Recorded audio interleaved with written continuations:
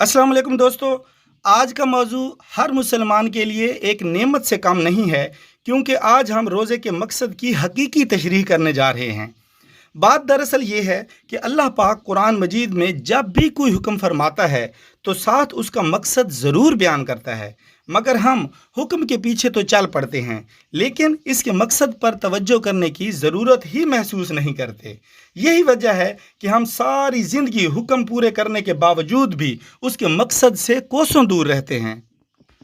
दोस्तों, रोज़े के मकसद के बारे में हमें नेट पर सैकड़ों वीडियोज़ मिल जाएंगी और उलमा कराम से भी अक्सर सुनने को मिल जाएगा, जिनमें मोहतरम हजरात रोज़े की फ़र्जियत वाली आयत की तशरीह करते नज़र आते हैं। लेकिन यहाँ पर इंतहाई अहम और तवज्जो तलब बात यह है कि इस आयत मुबारक के दो हिस्से हैं। पहले हिस्से में फ़र्जियत है, जबकि दूसरे हिस्से में इसका मकसद बयान किया गया है। हर साहिब इल्म पहले हिस्से का मुकम्मल तर्जमा और तशरीह कर देता है, जिसमें फरमाया गया है कि रोज़े तुम पर फ़र्ज किए गए हैं जैसे कि तुमसे पहली उम्मतों पर फ़र्ज किए गए थे। लेकिन दूसरे हिस्से में सिर्फ दो अल्फाज हैं, लअल्लकुम तत्तकून। अब यहाँ पर अक्सर हजरात तो तत्तकून की वजाहत करना ही गवारा नहीं करते और ये कहकर बात ख़त्म कर देते हैं कि इससे मुराद तकवा है। और जो हजरात इसकी तशरीह करते भी हैं तो उनमें से भी अक्सर इसकी तशरीह ऐसे नहीं करते जैसे इस लफ्ज़ का तकाजा है, और बहुत ही कम उलमा कराम ऐसे हैं जो उसकी मुकम्मल तशरीह बयान करते हैं। इसलिए आज हम लफ्ज़ तकवा की एक पढ़ी लिखी तशरीह करने जा रहे हैं।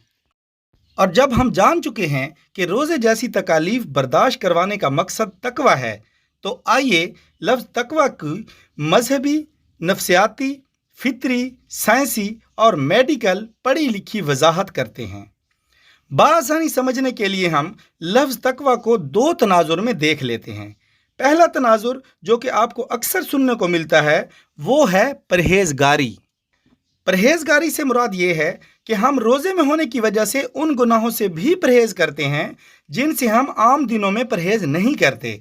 इस तरह 30 दिन की प्रैक्टिस हमें इस परहेजगारी का आदी बनाने के लिए काफ़ी है, क्योंकि इंसानी नफ्सियात यानी ह्यूमन साइकोलॉजी के मुताबिक जब इंसान किसी चीज़ को मुसलसल दोहराता है तो वो उसके मोटर प्रोग्रामिंग में आ जाती है, यानी कि वो खुद कार ऑटोमेटिक तरीके से काम करने लग जाती है। दूसरा तनाजुर इंतहाई अहमियत का हामिल है और वो ये है कि रोज़ा हमें अल्लाह की मौजूदगी का एहसास दिलाता है।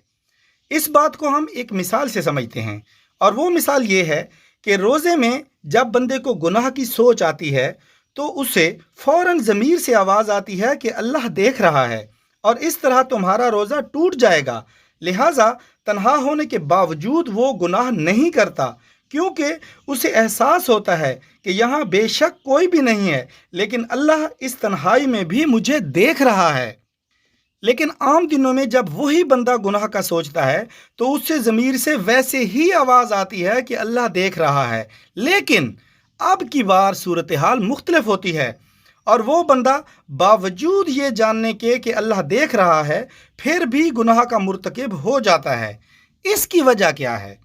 इसकी वजह यह है कि अब इसे ये डर नहीं रहा कि मेरा रोज़ा टूट जाएगा। इस तरह अब इस फ़र्क को समझने की कोशिश करें। ये बात सामने आती है कि नऊज़ु बिल्लाह हम अल्लाह की मौजूदगी के एहसास से ज़्यादा अपनी भूख प्यास बर्दाश्त करने के एहसास को तरजीह दे रहे हैं, क्योंकि अगर मवाजना करें तो फ़र्क सिर्फ जिस्मानी मुदाखलत का है, यानी भूख प्यास बर्दाश्त करने का एहसास नफ्सियाती तौर पर हमारे लिए एक बेहतरीन टूल का काम करता है। बस यही वो टूल है जो कि कमज़ोर सेल्फ कंट्रोल वालों के लिए एक नफ्सियाती लगाम का काम करता है।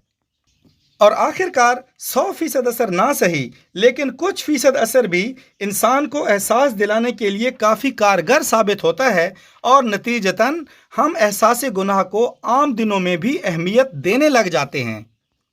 लेकिन थोड़ा मज़ीद गहराई में जाएं तो पता चलता है कि बज़ाहिर तो ये भूख प्यास का एहसास है, लेकिन इसके पीछे छुपा राज ये है कि हम तन्हा होने के बावजूद भूखे प्यास से क्यों रहते हैं। हम तन्हाई में सबसे छुप कर भी खा पी क्यों नहीं लेते। तो आखिरकार वजह ये सामने आती है कि हमें अल्लाह की मौजूदगी का एहसास खाने पीने और दूसरे गुनाह नहीं करने देता। لہٰذا ہم محض اللہ کی موجودگی کے احساس کی وجہ سے اپنے آپ کو کنٹرول میں رکھتے ہیں، اور یہی روزے کا اصل مقصد ہے۔ لیکن اگر ہم تمام روزے رکھنے کے باوجود اپنے آپ کو کنٹرول میں رکھنا نہیں سیکھ سکتے، اللہ کی موجودگی کے احساس کی وجہ سے گناہ چھوڑنا نہیں چھوڑ سکتے، تو پھر یقین مانیں 30 کیا 130 روزے بھی رکھ لیں، آپ کو ذاتی طور پہ کوئی فائدہ نہیں ملنے والا۔ اجر و ثواب وہ ایک علیحدہ بات ہے، ذکر و اذکار ایک علیحدہ بات ہے، لیکن جو مین مقصد تھا وہ ذکر و اذکار تو نہیں تھا، وہ اجر و ثواب جنت تو نہیں تھا۔ جو مین مقصد تھا وہ تو تقویٰ تھا، اور تقویٰ ابھی ہم سن چکے ہیں کہ کس چیز کا نام ہے۔ تو یقین مانیں دوستو، آپ اس بات کو سمجھیں، گہرائی کریں کہ اصل مقصد یہ نہیں ہے کہ آپ ذکر و اذکار میں پڑ جائیں، اصل مقصد ہے تقویٰ۔ آپ کو اللہ کی موجودگی کا احساس کرنا ہے، جیسا آپ روزے میں کرتے ہیں ویسا روزے کے علاوہ بھی کرنا ہے، تاکہ ہمارے اندر اللہ کی موجودگی کا احساس ہمیں گناہوں سے روکے۔ اس طرح ہمیں روزے کے مقصد میں کامیابی ملے گی۔